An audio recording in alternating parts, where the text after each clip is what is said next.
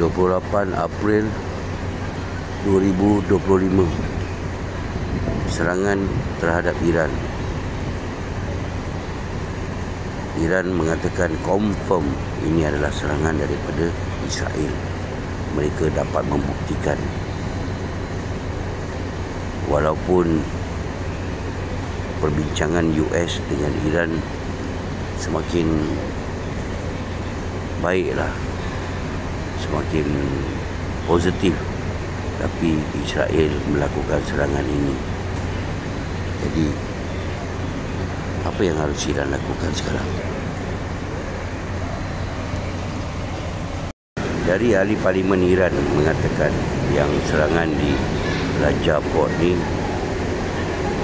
adalah sabotaj daripada Israel dengan menghantar kontena yang mengandungi periuk api dan dihantar ke port ini, dan selepas itu diletupkan.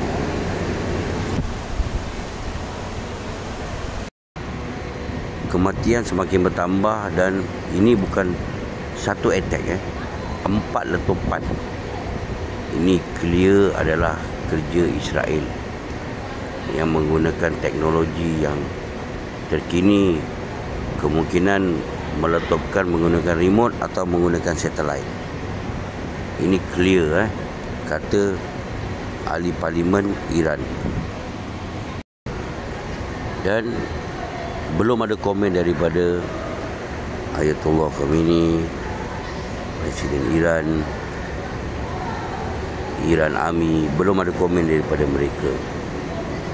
Tapi yang komen ni adalah ahli parlimen. Ahli parlimen itu juga penting, iaitu bukti yang Israel yang melakukan serangan ini. Ada teman-teman yang mengatakan kepada saya, Iran penakut.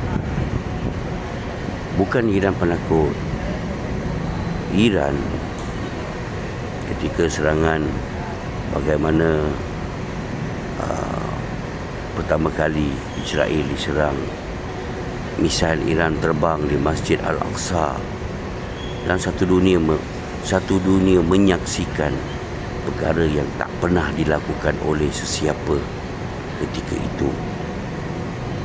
Begitu istimewa hari itu. Dan negara-negara Arab tahu, jika perang Iran dan Israel ini menular, US pasti akan masuk campur. Dan takkan Iran nak diam saja. Kem-kem tentera US di Arab Saudi, di mana-mana di tanah Arab, tempat-tempat minyak US, takkan Iran nak diam. Dan Iran tahu kemungkinan besar bekalan minyak dunia akan terganggu. Bukan Iran dan Israel saja, malah satu dunia akan terganggu dengan perang melibatkan Iran dan Israel. Sebab tu negara-negara Arab merayu kepada Iran, sampai Saudi menghantar Menteri Pertahanan mereka untuk berbincang, untuk Iran duduk di meja rundingan bersama US. Ini untuk kebaikan semua.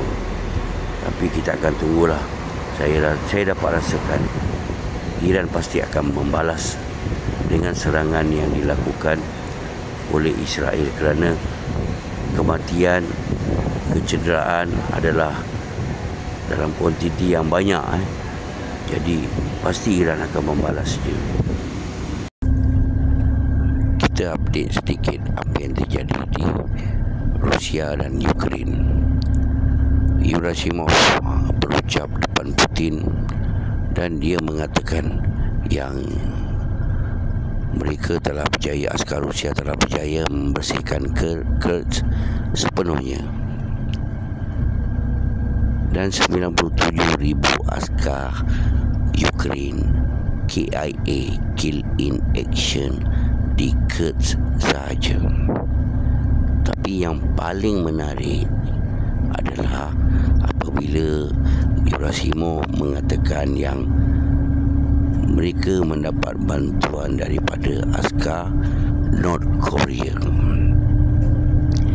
kerana askar North Korea berada di Kursk untuk membantu askar Rusia. Kenapa daripada dulu mereka tidak mengaku yang askar North Korea berada di Kursk? Mungkin kerana Kim Jong-un sudah beritahu dunia yang askar North Korea membantu Rusia di Kursk untuk melawan NATO di sana, dan NATO kalah di Kursk. Teman-teman, North Korea dan Rusia ada perjanjian mereka, iaitu mereka harus saling bantu-membantu antara satu sama lain jika salah satu negara diserang. Sebab itu, maaf kalau saya nak katakan, mungkin askar China pun ada training apa. Tak salah kan? Kita tahu North Korea supply senjata untuk Rusia, dan sekarang askar ni pengakuan daripada Rusia sendiri. Dan kita cerita sedikit apa terjadi kepada Hamas. Hamas buat meeting di Egypt kan, dan mereka katakan sekarang tidak ada lagi phase 1, phase 2, phase 3 tidak ada lagi. Dan mereka kata terus gencatan senjata selama 7 tahun, kerana mereka dah malas nak melayan apa yang Israel